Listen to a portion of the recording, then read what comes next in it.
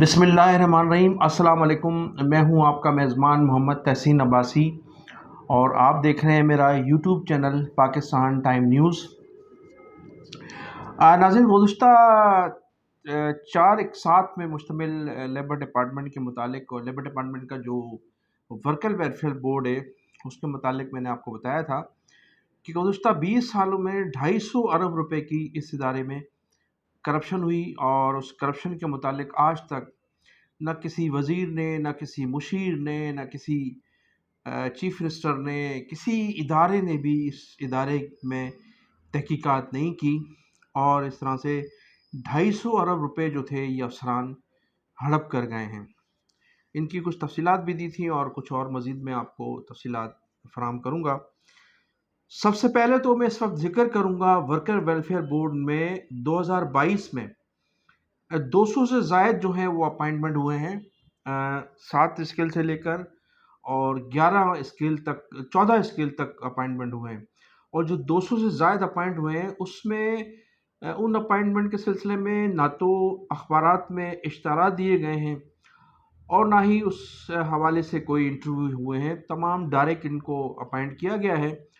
اور direct appoint کرنے کے بعد ان کو لیٹر جاری کیے گئے، اپائنٹمنٹ لیٹر، جو آپ لیٹر دیکھ سکتے ہیں۔ میں میری اسکرین پر میں نے آپ کو لیٹر، یہ میری اسکرین پہ آپ دیکھ سکتے ہیں لیٹرز جو ہیں، اپائنٹمنٹ لیٹر۔ اس کے علاوہ یہ جو 200 سے زائد لوگ ہیں، ان لوگوں نے ابھی کہیں جوائننگ نہیں دی، اور یہ جو ہیڈ آفس ہے اس کے کھاتے میں ابھی تک تنخواہیں لے رہے ہیں۔ اچھا، ایک دلچسپ بات یہ، ایک تو ان کو کہیں جوائننگ نہیں کرائی گئی، ہیڈ آفس میں ہی موجود ہیں، اور ہیڈ آفس میں گنجائش نہیں ہے کہ وہاں جو ان کے پیون ہیں وہ بھی بیٹھ سکیں۔ پیون کی اتنی بڑی تعداد ہے کہ وہاں بیٹھنے کی جگہ نہیں ہے، افسران کی اتنی بڑی تعداد ہے، ایکسٹرا آرڈنری جو بھرتی کیے گئے ہیں ان کے وہاں بیٹھنے کی جگہ نہیں ہے۔ تو یہ 200 لوگ جو ہیں وہ محض آفس کے کھاتے میں گھر بیٹھے تنخواہیں لے رہے ہیں، کوئی ایک دن بھی ڈیوٹی پر نہیں آتا۔ اور اس میں ایک اور دلچسپ بات یہ کہ جو 200 اپائنٹ ہوئے ہیں اس میں سے 30 جو ایسے ملازمین ہیں جن کو ہاؤس پرچیز لون دے دیا گیا ہے۔ اب ہونا تو جو قانون کے مطابق، جو ہمارا سندھ گورنمنٹ کا قانون ہے اس کے مطابق کم از کم ہاؤس پرچیز لون اس شخص کو دیا جاتا ہے جس کی 5 سال وہ نوکری کر چکا ہو، اس کو ہاؤس پرچیز لون دیا جاتا ہے، اس کو الاؤڈ کیا جاتا ہے۔ لیکن یہاں ابھی 1 سال بھی نہیں ہوا تھا تو ان کو ہاؤس پرچیز لون دے دیا گیا، تقریباً 30 ملازمین کو، جبکہ اس سے قبل جو 15 اور 20 25 سال سے ملازمین جو ادارے میں موجود ہیں ان کو ہاؤس پرچیز لون نہیں دیا گیا، اس لیے کہ یا تو وہ رشوت دینے کے لیے تیار نہیں ہیں مبینہ طور پر، یا پھر ان کی کوئی اپروچ نہیں ہے۔ اچھا، اس میں ایک دلچسپ بات اور بھی ہے کہ بتایا جاتا ہے کہ جن لوگوں کو بھی ہاؤس پرچیز لون دیا جاتا ہے اس میں احتشام میوں کا جو ہے 10% حصہ ہوتا ہے۔ اب وہ پھر آگے کس کس کو دیتا ہے یہ اس کی ثوابدید پر ہے۔ تو یہ بہت سے ایسے ملازمین ہیں جن کی ضروریات کے مطابق ان کو لون دینا چاہیے تھا، جن کی 15 20 سال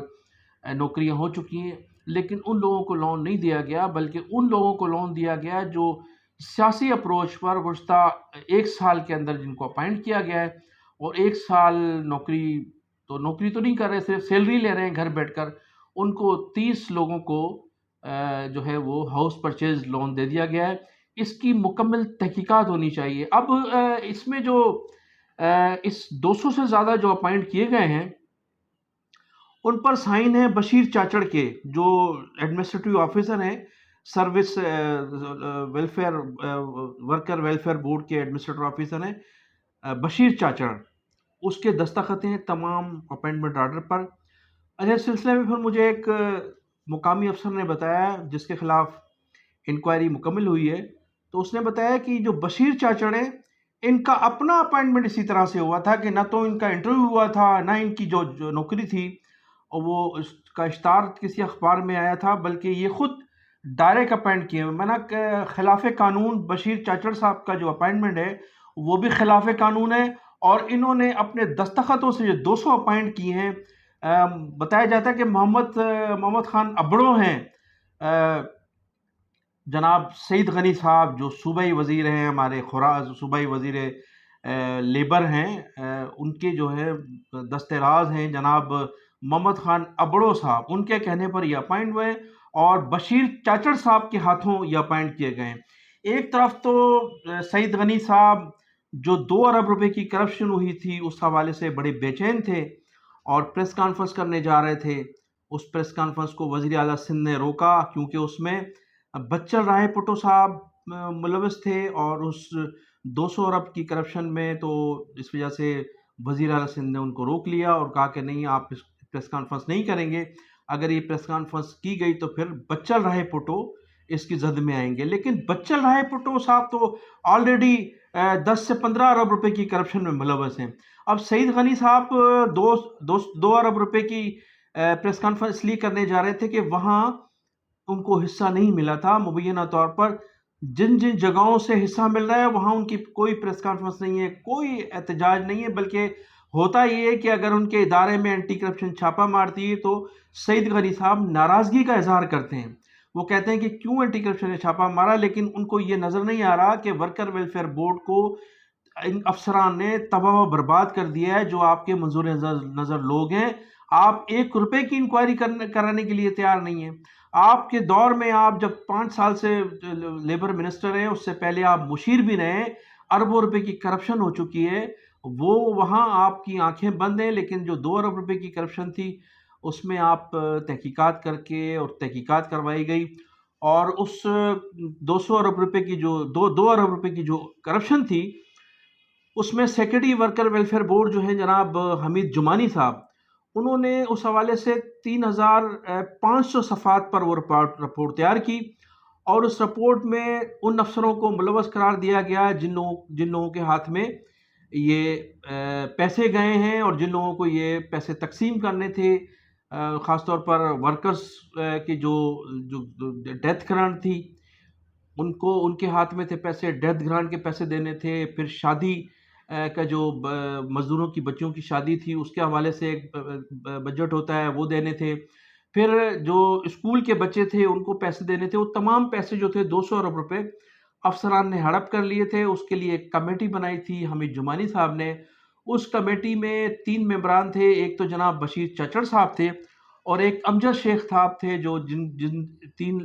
اشخاص تھے اس میں انہوں نے ایک کمیٹی بنائی تھی، اور اس کمیٹی کے ذریعے 3500 پیج پر جو تھی وہ کمیٹی جو رپورٹ بنائی گئی تھی، اس میں ان تمام افسران کو جو ہے وہ ملوث قرار دیا گیا تھا، اور ان کو جو ہے سفارش کی گئی ہے کہ ان کو نوکریوں سے فارغ کیا جائے۔ ابھی میں آپ کو ان کی تمام تفصیلات بتاتا ہوں کہ وہ کون کون سے افسران ہیں۔ ناظرین، جو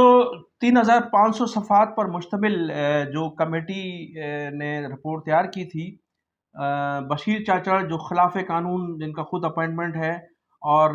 وہ خود جو تھے وہ خلاف قانون ان کی نوکری ہے، انہوں نے خود اپنے دستخطوں سے تقریباً 200 سے زائد لوگوں کو اپائنٹ کیا۔ اسی طرح سے تو اس جو 3500 صفحات پر مشتمل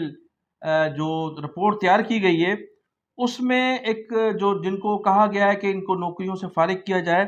ان میں ایک ہیں سرفراز منگی، دوسرے ہیں باسط بلو، زائد دھکڑو، احتشام میو، عسکر علی شاہ، سیف اللہ بلو، احمد دھاریجو، امجد پنور سمیت 11 لوگ شامل ہیں۔ ان کے لیے سفارشات کی گئی ہیں کہ ان کو نوکریوں سے فارغ کیا جائے، اس لیے کہ انہوں نے 200 ارب روپے کی 1 سال کے اندر کرپشن کی ہے، لہٰذا ان کو فوری طور پر